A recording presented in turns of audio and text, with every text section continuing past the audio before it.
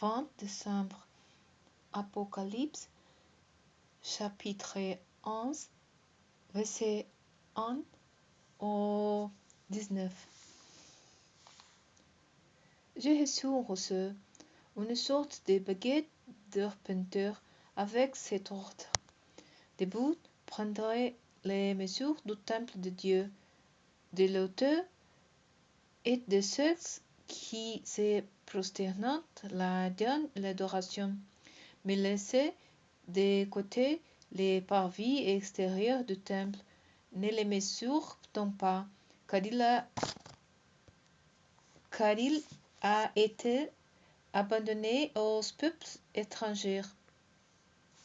Ils foreront au pied de la ville sainte pendant 42 mois.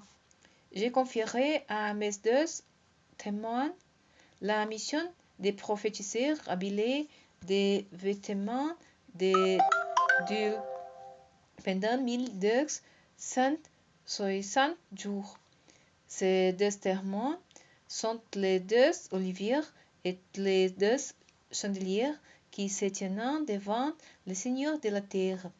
Si quelqu'un veut leur faire du mal, on fait joli de leur bouche et consume leurs ennemis.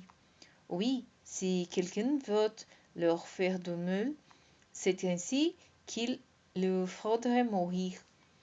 Ces deux témoins ont le pouvoir de fermer les ciels pour empêcher la pluie de tomber durant tout le temps où ils prophétiseront.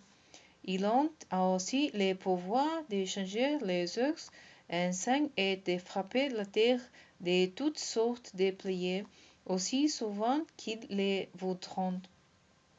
Mais lorsqu'ils auront achevé de rendre leur témoignage, la bête qui monte de l'abîme combattra contre elles. Elle les vaincra et les tuera.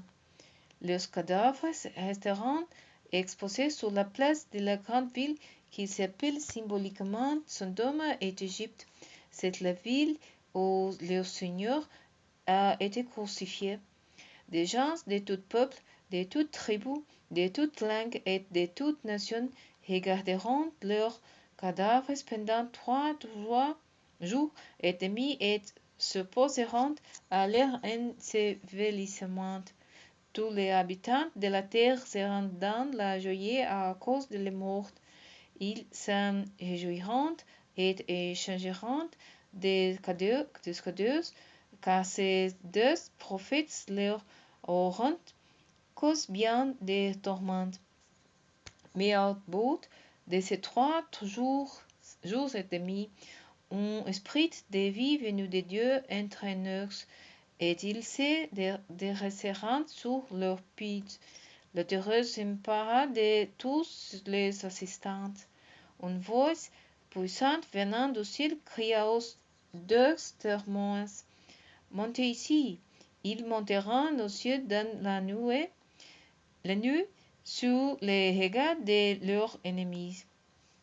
Au même instant se produisit un grand tremblement de terre qui fit s'effondrer la 10e partie de la ville et dans ce tremblement de terre 7000 personnes périrent. Les survivants furent saisis d'effroi et rendirent hommage au Dieu du ciel. Le 10e malheur est passé. Voici le 3e malheur vient rapidement. Le 7e ange sonne de la trompette et des voix retentiront dans le ciel.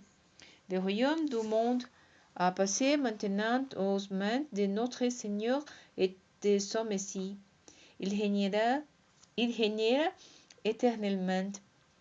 Et les 24 représentants du peuple de Dieu qui siègent devant Dieu sur leur trône se prosterneront la face contre terre et adoreront Dieu en disant: Seigneur Dieu Tout-Puissant, qui et qui était, nous te disons notre reconnaissance, car tu as mis en œuvre ton immense puissance pour rétablir ton règne.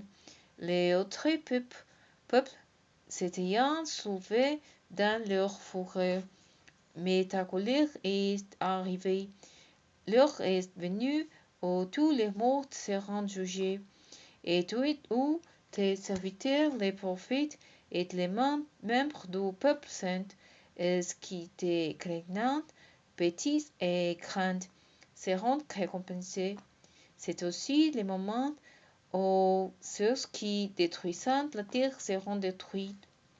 Alors s'ouvrit le temple de Dieu qui est dans le ciel, et les coffres de son alliance y apparurent.